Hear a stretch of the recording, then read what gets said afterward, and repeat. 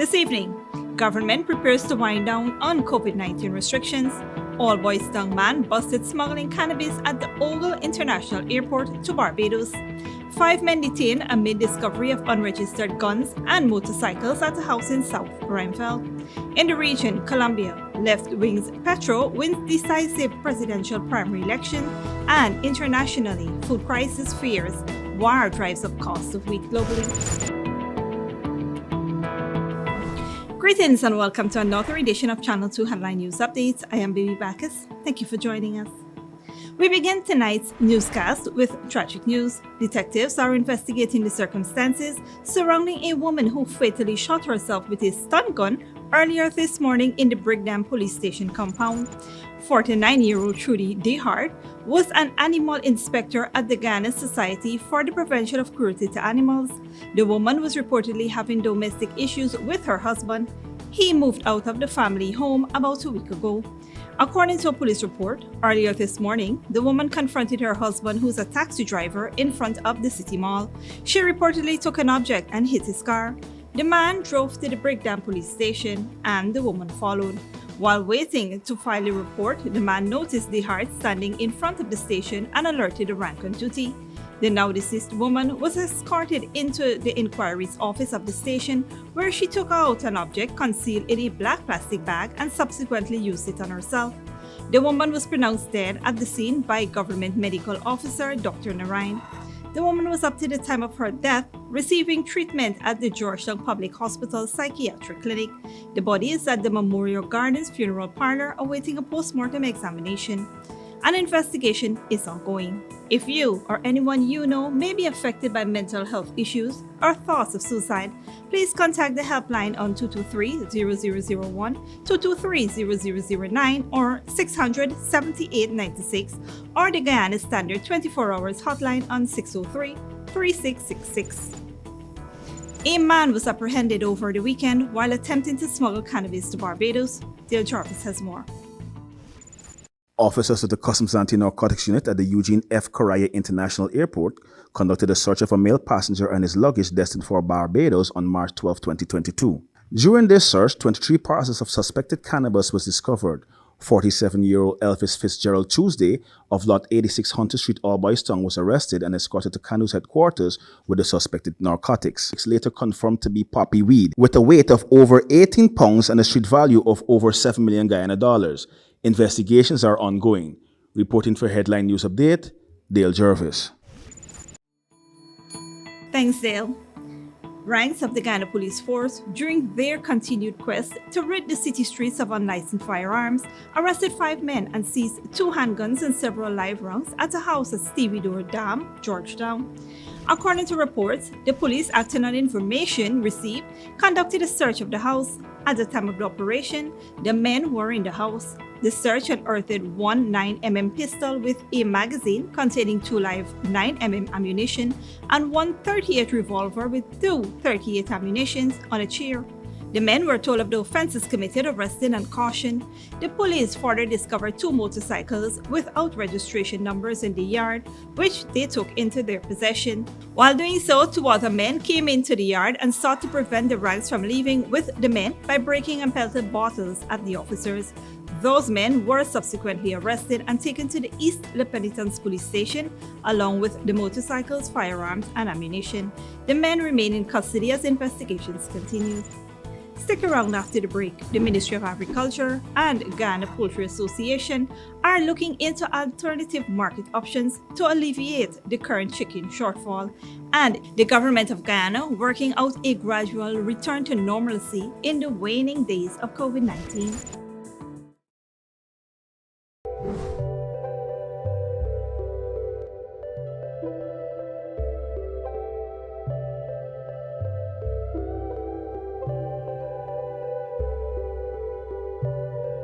Maison Francois is the chocolate paradise of Guyana. From the moment you enter our store, you are welcomed by the sweet aroma of Belgian chocolate, pastries, and other artisanal treats handmade by our European-trained chef. Our convenient location at the City Mall is the perfect place to take that special someone or to take home a little sweetness. So treat yourself with a taste of Paris in the heart of Georgetown, only at Maison Francois. Good girl forget things. What's the problem, Granny? I want money for borrow for those surgery. I was dancing and I fall and fracture my hip. If you need some quick money, you should check Lender's Jewelry and Pawn Shop. Lender's Jewelry and Pawn Shop, Lot 238 South Road Border, Georgetown. Get jewelry made to order in just 72 hours. We also accept vehicles. Lender's, best rates, longest payback period. Boys, I get through. Plus, I could dance again. Lender's Jewelry and Pawn Shop. Furnishing your home or office has never been easier. Here at Kissoon's, our inventory of locally made and imported furniture, offered at amazing prices, will leave you wanting more. From vinyl, floor rugs and carpets, bedroom, dining and living room sets, mattresses, pillows, office desk, chairs and filing cabinets, outdoor benches and tables. We have a piece of furniture for every room imaginable in your home or office. Check out our flagship store at Industrial Site Rijnveld or one of our branches in New Amsterdam, Port Morant, Riverton and Camp Street. Kissoon's Furniture, furnishing homes for over 50 years.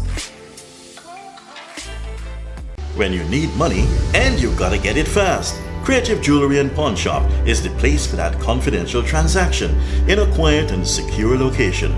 You'll get the highest value per pennyweight for your gold and also enjoy the lowest interest rates and longest payback period too. Yes, for that instant transaction to solve a pressing financial problem. That Creative Jewelry and Pawn Shop, 46 Boyle Place, that's between the Ministry of Housing on Brickdam and White Castle Fish Shop. Be your first and only choice. Creative Jewelry and Pawn Shop, safe and sound, solid and secure, always there for you. Telephone 231-7878 and 223-8955. Sooner or later you will have another power failure. Are you prepared for the next blackout? Some essential equipment such as security cameras, lights, internet, gate motors, and water pumps may stop working. How can you prevent the next blackout? InverterTech has an affordable solution for you. A strong UPS system which uses the latest inverter and solar battery technology to prevent blackout. We smartly calculate your average power demand so you don't spend more than you need to. Call 223-2233 for more information.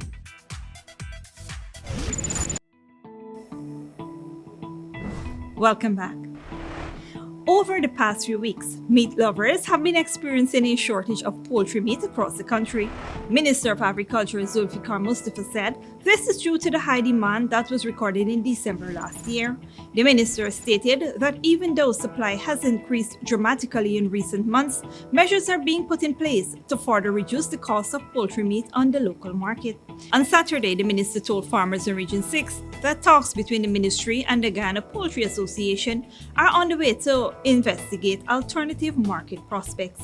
Quote, "We are seeing the cost of increase because of the demand, and we, as government, have a responsibility, unlike what we have been doing in terms of bringing down the cost of vegetables and fruits with the farmers market that we have started.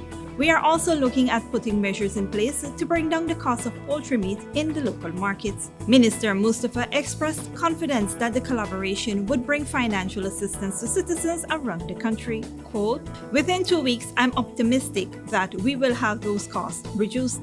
Although we have increased production compared to last year, the demand is higher now." End of quote. Earlier this month, the Ghana Poultry Association said the higher demand for poultry last Christmas had put some pressure on the industry. Police detectives are investigating the alleged stabbing to death of a corporal of the Ghana Defense Force at Lot 142 Phase 2 Good Hope, East Coast Demerara during the wee hours of this morning. 28-year-old Chavez Mangal of Enterprise Garden, East Coast Demerara, was allegedly stabbed by 4 male suspects armed with knives and cutlasses and subsequently died. Enquiries disclosed that the victim and the suspects were at a wedding imbibing alcohol. Just past midnight, the music stopped, prompting one of the suspects to approach the DJ's booth. Other patrons at the wedding also started gathering at the DJ's booth, where, according to an eyewitness, the said suspect pulled a knife from his waist and dealt the deceased a stab to his upper right chest. The eyewitness confronted the suspect and was also stabbed to his left hand while another suspect threw a bottle at him. The four males then armed themselves with glass bottles and began to throw the bottles at the building before escaping. Manga was picked up in an unconscious condition and rushed to the Balwan Singh Hospital, where he succumbed to his injuries while receiving treatment. His body is presently at the Jurix Funeral Home awaiting a post-mortem examination. Additionally, the 24-year-old DJ at the wedding exited the yard during the ordeal and was confronted by one of the suspects who dealt him a chop to his left hand and relieved him of a Mac Pro Book laptop computer valued at $130,000. He was rushed to the Georgetown Public Hospital and admitted as a patient. One of the suspects who was injured during the ordeal was arrested a short distance away from where the incident took place. He was found with 2 knives and a pair of scissors in the waist of his pants. He was taken to the Georgetown Public Hospital for treatment. Investigations are ongoing. The government of Guyana, through the National COVID-19 Task Force, is currently working on lifting the emergency measures that were put in place to curb the spread of the novel coronavirus. Colonel Nazrul Hussain, the director of the Task Force Secretariat, confirmed this, explaining that President Dr. Mohamed Irfan Ali gave the orders on Sunday to lift the restrictions as soon as possible. While most restrictions will be lifted, according to the colonel, some rules will remain in place, particularly in relation to capacity in public buildings such as places of worship, companies, and the staging of events like parties and weddings. Vaccination mandates, social isolation, and the wearing of face masks are among those restrictions that remain in place. Don't go away after the break. Food crisis fears. War drives up cost of wheat globally, and Ukraine-Russia talks to continue as Moscow steps up onslaught. But before that, here's the bridge retraction schedule.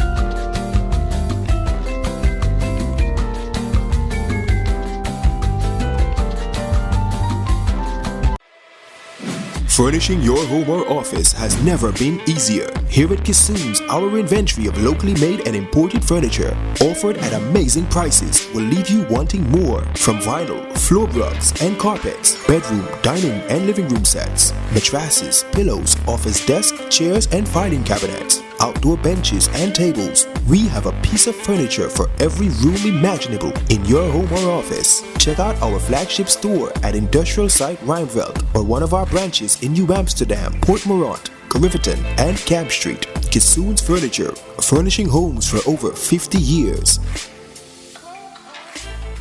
Good girl forget things. What's the problem, Granny? I want money for borrow for do a surgery. I was dancing and I fall and fracture my hip. If you need some quick money, you should check Lender's Jewelry and Pawn Shop. Lender's Jewelry and Pawn Shop, Lot 238 South Road Border, Georgetown. Get jewelry made to order in just 72 hours. We also accept vehicles. Lender's, best rates, longest payback period. Boys, I get through. Plus, I could dance again. Lender's Jewelry and Pawn Shop. Maison Francois is the chocolate paradise of Guyana. From the moment you enter our store, you are welcomed by the sweet aroma of Belgian chocolate, pastries and other artisanal treats handmade by our European-trained chef. Our convenient location at the City Mall is the perfect place to take that special someone or to take home a little sweetness. So treat yourself with a taste of Paris in the heart of Georgetown, only at Maison Francois. Sooner or later you will have another power failure. Are you prepared for the next blackout? Some essential equipment such as security cameras, lights, internet, gate motors, and water pumps may stop working. How can you prevent the next blackout? InverterTech has an affordable solution for you. A strong UPS system which uses the latest inverter and solar battery technology to prevent blackout. We smartly calculate your average power demand so you don't spend more than you need to. Call 223-2233 for more information. When you need money and you gotta get it fast, Creative Jewelry and Pawn Shop is the place for that confidential transaction in a quiet and secure location. You'll get the highest value per pennyweight for your gold and also enjoy the lowest interest rates and longest payback period too. Yes, for that instant transaction to solve a pressing financial problem. That Creative Jewelry and Pawn Shop, 46 Boyle Place, that's between the Ministry of Housing on Brickdam and White Castle Fish Shop, be your first and only choice.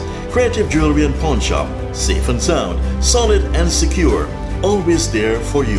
Telephone 231-7878 and 223-8955. Welcome back. Now we take a look at news in the region and around the world. Gustavo Petro, the frontrunner for Colombia's May presidential election, has secured the nomination for the left-wing historic PAC coalition in primaries, Al Jazeera's Alessandro Rampietti reports. Colombians came out en masse to choose the country's congressional lawmakers and presidential candidates on Sunday, in a vote that indicated a significant political shift in this historically conservative country. Discontent and anger against traditional parties and their neoliberal economic policies boosted progressive and independent candidates in the Senate and the House of Representatives. We've had some rough times in the last few years, so I hope that this election will bring some positive results and our country will change. I think people are absolutely done, tired and worn out that the expectations as citizens never materialised. Unfortunately, our old political class has always played us. As leftist, centrist and right-wing coalitions tallied votes in their respective primaries, the night's clear winner was Gustavo Petro, a leftist senator and former guerrilla who received more than double the votes of his closest rival, right-wing candidate Federico Gutiérrez. We saw a contraction of the right wing and a growth both from the centrist parties and most significantly from the left. But what this means is that there will be no single party or no single political bloc with a majority in Congress for the next 4 years. But it also opens the possibility that a leftist could win the presidency for the first time in history, something that has right-wing voters on edge. I'm worried we need to defend democracy on top of everything. We can't allow a leftist in power that's not convenient for the country, doesn't know how to govern and is not transparent. I fear entrepreneurs will lose the ability to hire, people will not be able to afford a home. Fearing the possibility of fraud and political violence, more than 2,500 national and international observers were deployed across the country.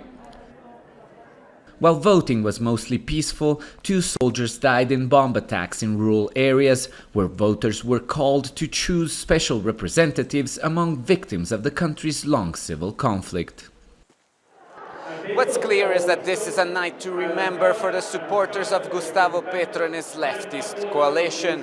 An historic result that confirms that he will be the candidate to beat in the upcoming presidential elections in May. Alessandro Rampietti, Al Jazeera, Bogotá. Internationally, French President Emmanuel Macron says he expects there will be famine in Africa because of the war in Ukraine. Middle Eastern and North African countries rely heavily on the wheat from Russia and Ukraine, which accounts for 30% of global wheat exports, Al Jazeera's Zina Kudur reports. 11,000 tons of wheat arrived in Lebanon this week, but this will be the last shipment from Ukraine. The world's key wheat producers, Russia and Ukraine, are at war. Lebanon, like other countries in the Middle East and North Africa, can no longer rely on them for most of their imports. They're now trying to make up for an expected shortage. We've reached out to a number of countries, including the US, India, Canada, and some European countries, which produce the soft wheat we need for our bread. But the problem is not just finding alternative sources. Diversifying supplies could mean transportation delays or an increase in shipping costs. Wheat prices have already hit a 14-year high. Definitely we will resort to more expensive countries that export wheat, which would sell to us at prices that are not as cheap as in Russia and Ukraine. So if the conflict is prolonged and supply is less, this will add pressure on balance of payments or the budget. Egypt, for example, is one of the largest importers of wheat in the world, and 80% of its supply is from Ukraine and Russia. It is considering raising the price of bread for the first time in 3 decades. It's no different in Lebanon, where authorities warn the central bank may not be able to subsidize bread if prices continue to rise. The Tunisian government, which is believed to be running out of money, has been rationing flour and reduced bread production. Increase in prices will affect millions of people in the Middle East and North Africa who live in poverty. The Ukrainian-Russian war will affect import, export and trade because we are all importers of wheat and most of the foodstuffs are from abroad. Across this region, economies have been hit by inflation and large public debts. Others have been destroyed by war.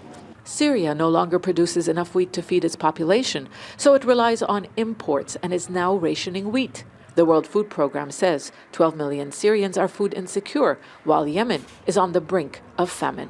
Yemen, for example, where 16 million people require food assistance, and the World Food Programme is assisting 13 million of them. This country is almost entirely dependent on food imports and depends on imports of wheat from Ukraine, by about 30%. So any shock, any slight shock would actually send these countries into a very, very serious food crisis. Food prices are at their highest level, so is poverty, in a region already in turmoil and where higher bread prices have led to popular anger in the past. Zana Khuder, Al Jazeera. And finally, Russian and Ukrainian officials are set to hold a new round of talks as Moscow's invading forces shows no sign of easing their onslaught across Ukraine, edging closer to Kyiv and maintaining their relentless bombardment. Al Jazeera's Stephanie Decker reports. War comes suddenly, and it comes from the sky. A loud blast, and everything that was once the comfort of home, now gone. For the elderly, limited in movement, many can't make it down to the underground shelter of this 9-story building. Rescue workers pick up parts of what used to be ordinary lives in Kyiv. It's hard to comprehend what is happening here. It is a city. He is just a jerk, a total jerk. I've got nothing else to say. You see, I've got no words to describe it. This war is now into its 3rd week. Military analysts may be assessing that Russia's advance is slow, but it is deadly. Humanitarian corridors have been agreed upon for Monday, and more aid convoys are planned. We will again try to unblock the movement of the humanitarian convoy from Berdyansk to Mariupol. The port city of Mariupol remains under a devastating siege. Attempts to move civilians out has failed day after day. People may remember this heavily pregnant mother being rescued following a Russian strike on a maternity hospital last week. News now emerging that she and her baby have died. On the day when the maternity hospital was hit, 3 women were brought here. One was in critical condition with a crushed pelvis and a detached hip. While we were resuscitating her and carried out a cesarean section and took out her lifeless child. More than 30 minutes of resuscitation didn't produce any results. Then, more than 30 minutes of resuscitation of the mother didn't produce results. Both died. But new life is also bringing joy here, despite being born into an uncertain future. These are terrifying days. But there is defiance here and the uncompromising will to survive. The war is never far away. The mental toll unbearable in a city under bombardment. Nowhere feels safe. Talks between both sides are expected on Monday. Russia says Ukraine needs to compromise for the war to end. But for now, the army, the president, and countless civilians across the country who've taken up arms to defend their nation and their future refuse to do so. Stephanie Decker, Al Jazeera. And that is it for today's regional and international news. Here now is your 3-day weather forecast.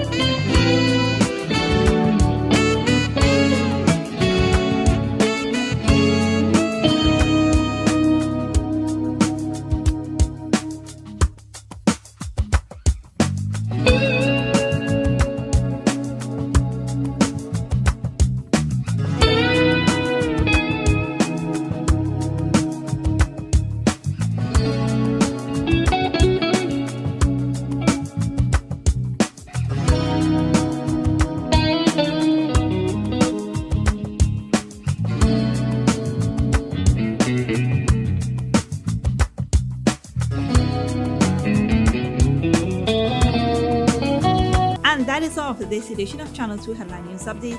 Tune in on Tuesday at 7 p.m. for another episode. Be sure to subscribe, like, and follow us on Facebook and YouTube. Until then, please take care of yourselves and each other.